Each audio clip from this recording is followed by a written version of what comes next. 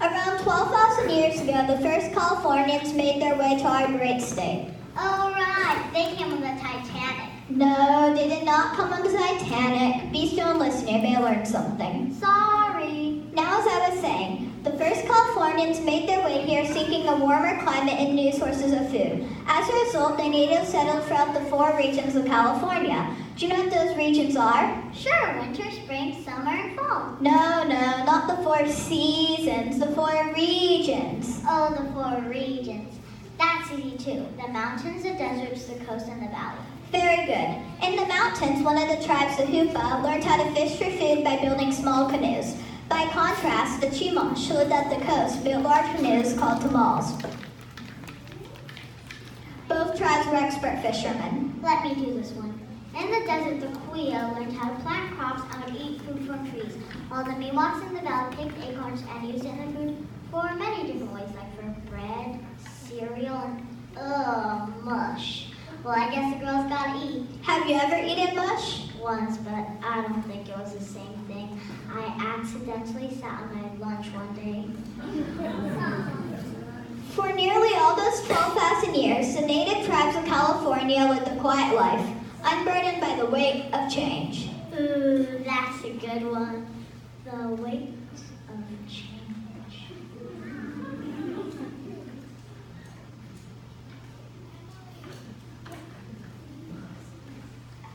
May I? Of course. In the years following Columbus, the Spanish Empire continued its exploration of the New World.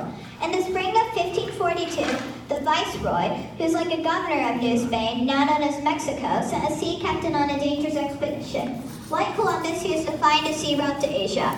The sailor's name was Juan Rodriguez Cabrillo. After first exploring the San Diego Bay, Cabrillo had his first encounter with a Chumash at the village of Mumu, which is now called Point Magoo. I used to love this show. What show? Mr. Magoo, of course, he was funny. Not Mr. Magoo. Point Magoo is a place, not a person. Whoops, my bad, wrong now. From 1602 until 1769, Spain and the rest of Europe lost interest in California. Now, how on earth could anyone lose interest in California? We have Disneyland, Magic London, and Knott's Berry Farm. This was about 40 years ago. There's no such thing as Disneyland or Magic Mountain. Not even a Sea World. Could you just watch and learn? At last, my request has been granted from the king. We shall send an expedition to Alta California and colonize it for Spain. Excellent, Governor Galvez, but we Spanish have claimed all of California for 200 years. In 1542, Cabrillo sailed to San Diego, and in 1602, this came to Toronto and Monterey Bay.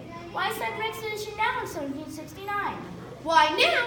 Because the Russians and British are poking their noses around our territory. Why now? Because for 200 years we've done nothing with Alta California. Why now? Because it'll make me rich and powerful!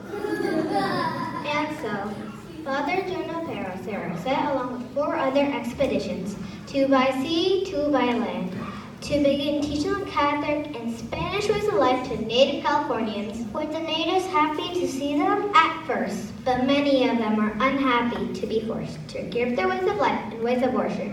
There are many primary sources that tell how the natives mistreated. Really? Primary sources? Yep. What's a primary source? Oh, that's where you read something written by someone's actually there. You mean like a diary? Exactly. I have a diary. Nobody cares. Father Sarah, the mission here in San Diego is really beginning to take shape. It is a miracle, Captain Portola. I thought our overland trip here from New Spain was difficult, but it was even harder for the ships. We are fortunate that more of us did not die. True, but we have now established a Spanish presence in San Diego and Monterey. And someday we have missions in pueblos up and down California along El Camino Real, the King's Highway. Perhaps you too will be famous one day. Children will study Father Sarah and his missions. You think? Nah, wouldn't that be horribly boring? I'm just a humble friar doing my best to serve my king and my God. The mission is almost finished. Soon we'll hang up the bells. Ah, I love the bells. They've traveled a long distance and become part of our little mission. Our building is modest now, but someday it'll rise up the tall brick walls. The ringing of the bells means our work here has just begun. And so it had. From the time the first mission was founded, 1769, up to the last one in 1823, the mission system was the dominant way of life in California. But that, as with most things in life, was bound to change. In the year 1810, New Spain, of which California was a part, went with war with Spain in order to become independent from them.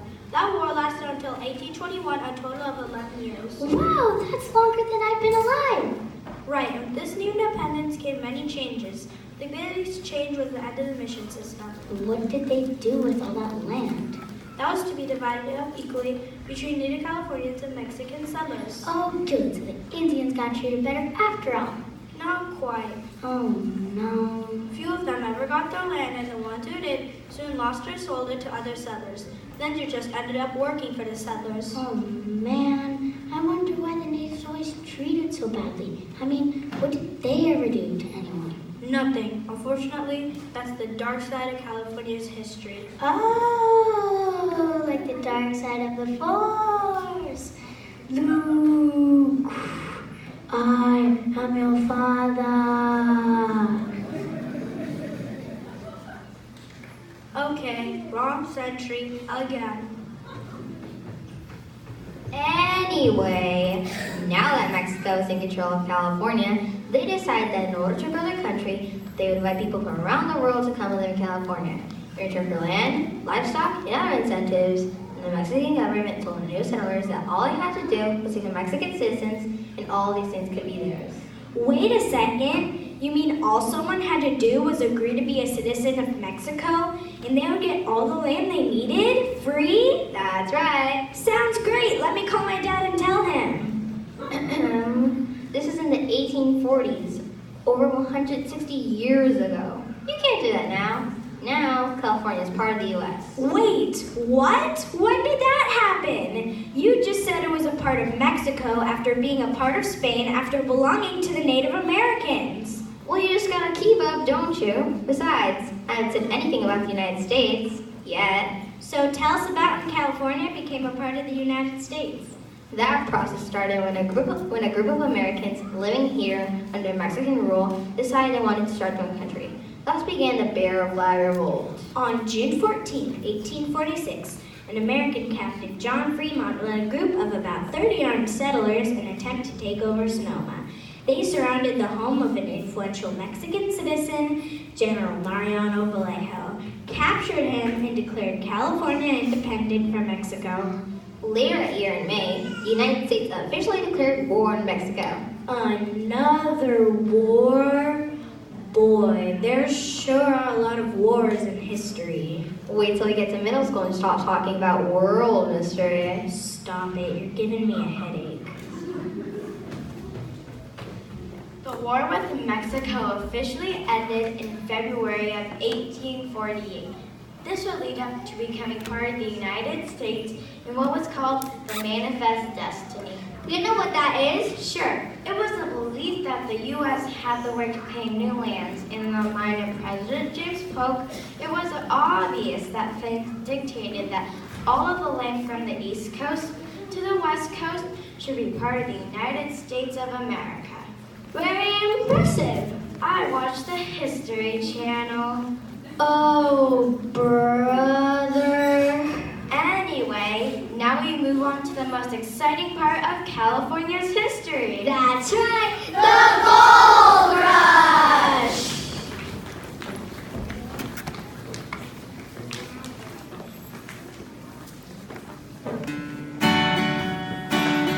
It seems so cold here on the Frisco Bay, looking for gold near Sacramento way. They come from China.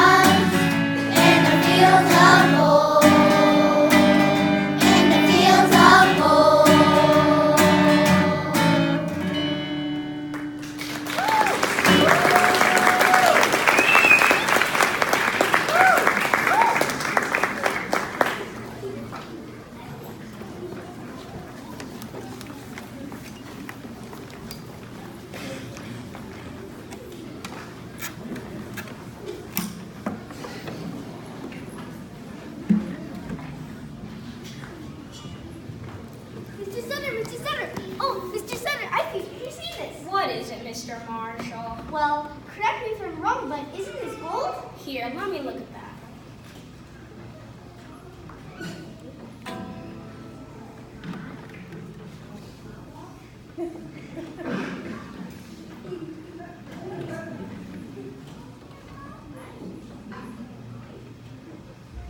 Why, I'll be a horse. It's gold in It sure is. Well, we gotta go and tell everyone. Now hold on there, James. We don't want to let the secret out, do we? Heck no. Let's just keep this between you and me. Why should we want a lot of strangers coming here looking for gold? Well, come did it, by 1,000. Many came thinking that they would find gold lying in the streets. Boy, were they disappointed.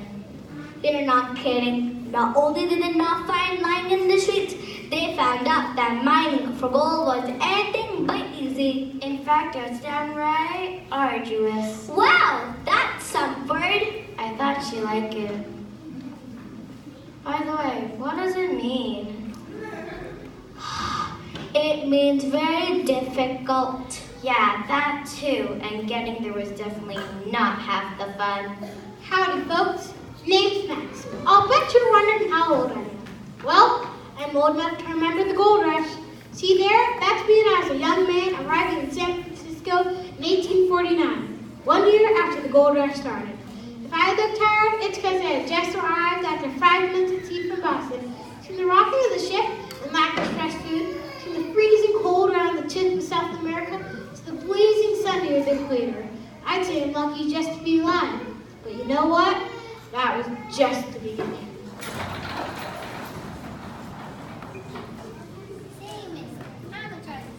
They're cheap today, only $2 a piece. Why, that's $24 a dozen. I told you they were cheap. So, you just got here from Boston? How long did it take? Oh, not too long. 5 months, that's all. Sounds like you had quite an adventure. I thought it would be, but it was, well, boring. The real adventure will start when I get to the mining camp. I need to do clothes, tools, and food. Here's my list. You're in luck. We have everything you need and at very good prices too. Let's see now, flowers 10 cents a pound. I thought you said these were good prices. They are good for San Francisco. After all, there are a lot of people who want these things and not too much to go around. How much for what's on my list? About $300? But that's all I have! Don't worry, you'll make it back one day when you begin mining gold. Why, in a few days you'll be able to eat. What about a place to stay for the night? I'm afraid there are no beds left in all of San Francisco. I can let you have a spot in a tent for $20, but that's only for sleeping on the ground. A piece of flat wood would cost you more. You're better off on the ground, so that wood is off for me. I'll find my own spot. As you can see, things were not so easy for me in those days, where practically every dime I had went to pay for food and supplies, and that wasn't even the hardest part.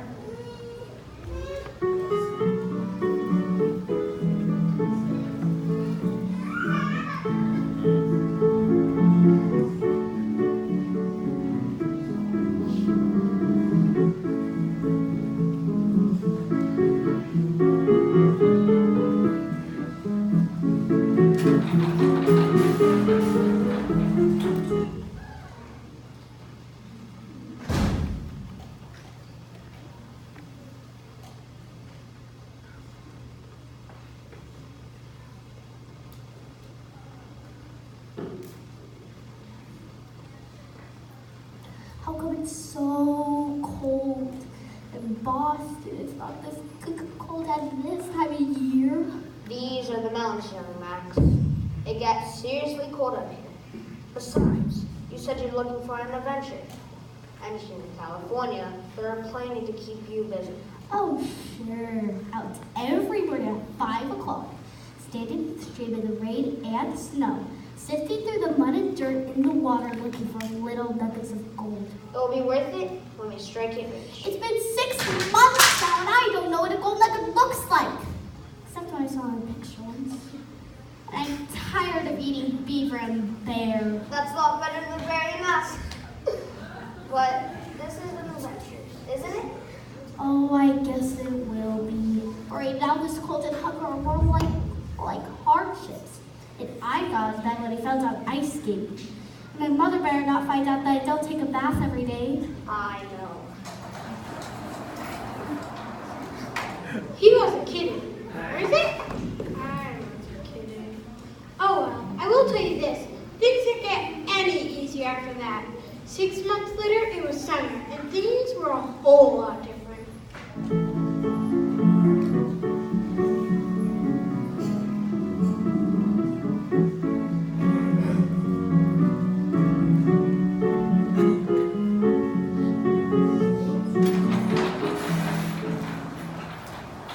Well, Max, how you like mine now? We found gold. About enough for 2 waves. That's after 6 months of work. At least I'm not cold anymore. Now it's over 100 degrees in the shade. Between the sunburn and the bee stings, I wish it was cold again. Better go right to my mother. Of course, I'm tired that you hardly ever change my underwear. Ugh, I know. Don't worry, I've changed my underwear since then. At least a couple of times. Well, after toiling in the gold mine business for a while, I took what little money I had made and put up my own general store. Did quite well for myself too. I wasn't the only one who came a long way looking for a new life. That's right. Word of the gold discovery in California spread across the ocean as well as the land. People from all over the world came to California looking for riches and a new life, a chance to start over in new land. So it began. From the United States to Italy, from Mexico to Brazil, from China to Iran, from Korea to Saudi Arabia, from Russia to Nigeria, Catholic, Jewish, Muslim, Buddhist, Christian. They come to the new land, the great new frontier. All with one thing in common, to start a new life. A new beginning in a land that offers so much, so many choices, so much diversity. California's diversity doesn't begin and end with its people. California's diversity begins with itself, and its people merely keep it alive, keep it going. Does it have an end? Look around and ask yourself. Does this look like an end to you? We don't think so. California continues to lead by example, an example of how we're supposed to live. Together as one people. They come from Northern Virginia, Nashville, Tennessee, searching for the California dream. Eastern Kentucky, Washington, D.C., to this land of opportunity. All across the nation, eyes are on the west, looking for a future bigger than the rest. California, California, California, we call home. California, California, California, we call home. From across the Atlantic, European states, coming west to see what's over here. All over Asia, one full day away, come to see the beautiful frontier. Folk from every nation, welcome to our shore. We all live together, a message to the world. California, California, California, we call home. California, California, California, we call home. California, California, California, we call home. California, California, California, we call home.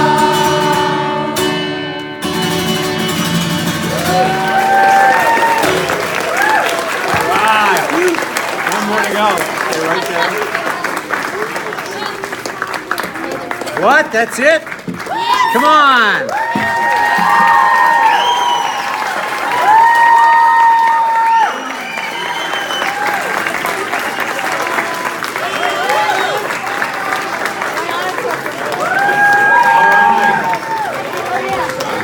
All right. Wow.